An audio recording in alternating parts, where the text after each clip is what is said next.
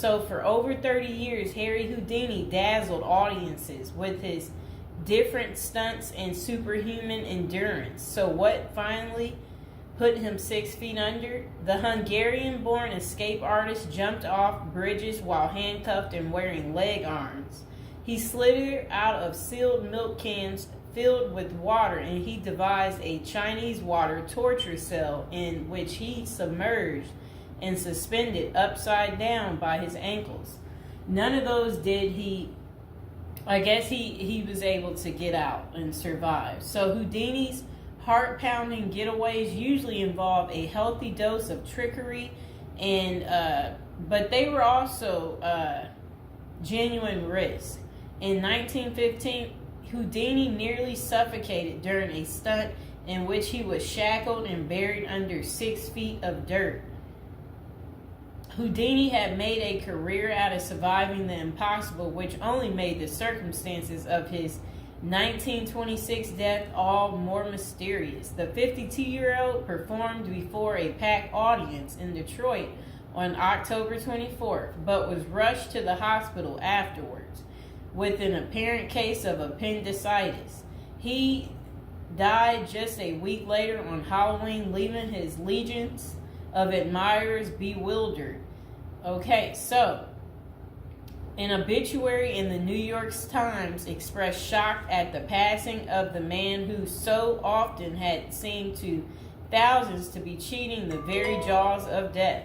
And I want to talk about something else. So I've been to Detroit, and I don't remember anybody talking about Houdini there. And I think they should have had some of his cool, iconic stuff there. But I did see they had Houdini stuff in Las Vegas when I was in Vegas. So, I don't know why they don't have it set up in Detroit. So Houdini's final performance, the strange series of events that led to Houdini's demise, had kicked off several weeks earlier on October 11th. 1926, while being shackled into his Chinese water torture cell during a performance in Albany, New York. So it says he was struck on the leg by a piece of faulty equipment. He hobbled his way through the rest of the show, but was later found to have sustained a fractured left ankle. Against doctors' orders, Houdini continued his torture and traveled to Montreal, where he gave a lecture at McGill University. Just a few days later, on October 22nd, he invited some McGill students to visit him in his dressing room at the Princess Theater. The magician's sore ankle was still bothering him, so he plopped down on a couch while the group chatted.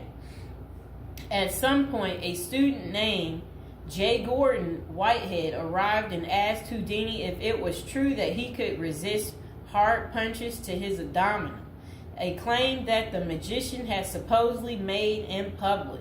According to witness Sam Smits, when Houdini said the rumors were true, Whitehead abruptly delivered 4 to 5 terribly, forcibly deliberate, well-directed blows to his stomach.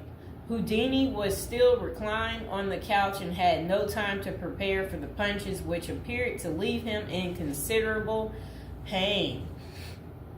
And now would be a good time to like the video and to subscribe to my channel. Do you like this new series? This is the Death series, and there will be more series to come and more episodes from the Death series as well. And do you like my prison series? And if you haven't checked out my prison series I created just for you, you can go ahead and check out my playlist. And there's also a love spell series that I think you will enjoy too checking out. Okay, so Houdini brushed off the incident at the time, but that same evening he began to complain of discomfort and stomach cramps. His condition only worsened the next day when he boarded an overnight train to Detroit for a new run of performances.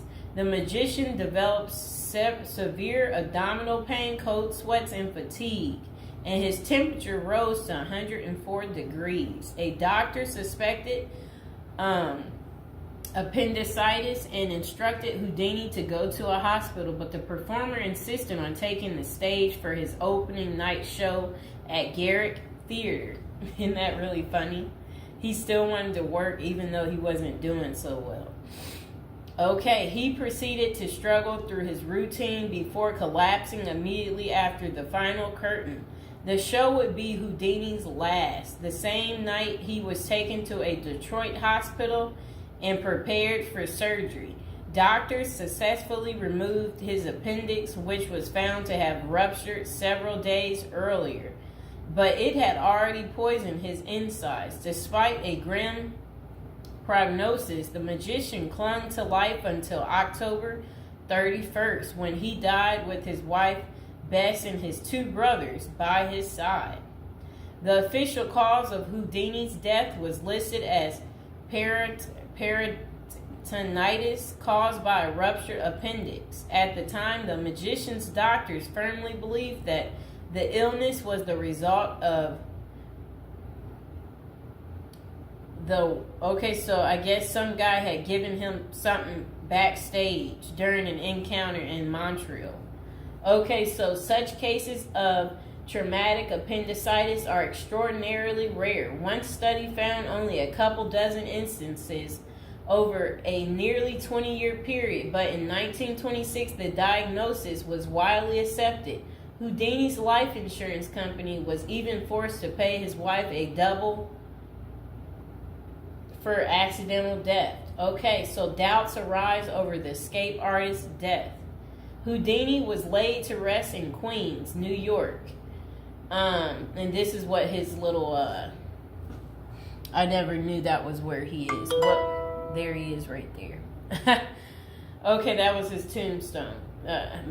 Okay, so look, maybe I can put that tombstone as the thumbtack, people. Okay, so Houdini was laid to rest in Queens on November 4th, 1926, but rumors about his unusual death have persisted ever since. Many of the theories tend to focus on the magician's contentious relationship with spiritualism, a pseudo-fed religion whose adherents once claimed it was possible to communicate with the dead through seances and mediums. Houdini, a born skeptic, had spent much of the 1920s on a mission to debunk the spiritualist claims and expose its top psychics as frauds. The Crusades earned him several $1 million worth of lawsuits and more than a few enemies, but at the time of his demise, he showed no signs of letting up. Just a few months earlier, he had testified in front of Congress in support of a bill to outlaw fortune-telling in Washington, D.C.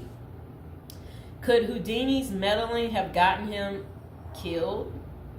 In the 2006 biography, The Secret Life of Houdini, authors William Kalash and Larry Sloman contend that the magician's death may have been a carefully planned assassination by members of the spiritualist community.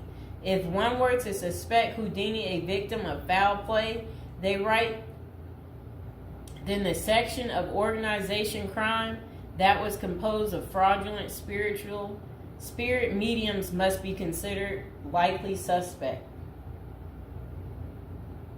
Okay, so Kalash and Sloman argue that the spiritualists had a history of poisoning their enemies, and they note that no autopsy was ever performed to confirm Houdini's death. I wonder why. So his death was actually caused by appendicitis. If someone were hell-bent on poisoning Houdini, it wouldn't have been very difficult, they concluded. Considerable debate has also focused on J. Gordon Whitehead, the McGill student who supposedly delivered the potentially fatal gut punches to Houdini's Montreal dressing room.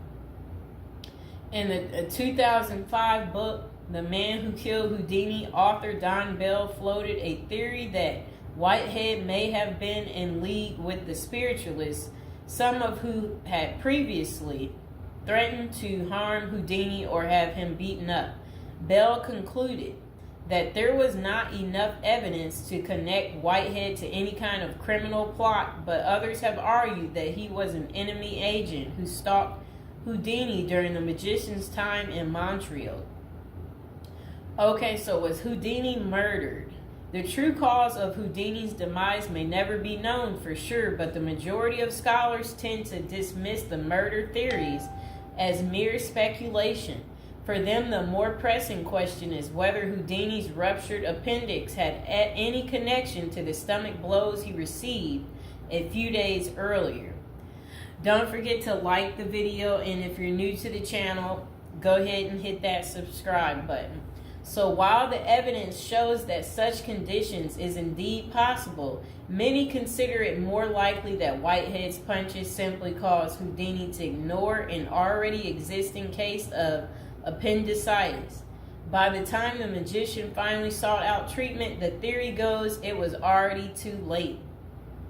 Interestingly, perhaps the most sought after source for information about Houdini's death is none other than Houdini himself in what amounted to his ultimate test of the spiritualist's claims. The magician promised his wife Bess that he would try to communicate with her from beyond the grave.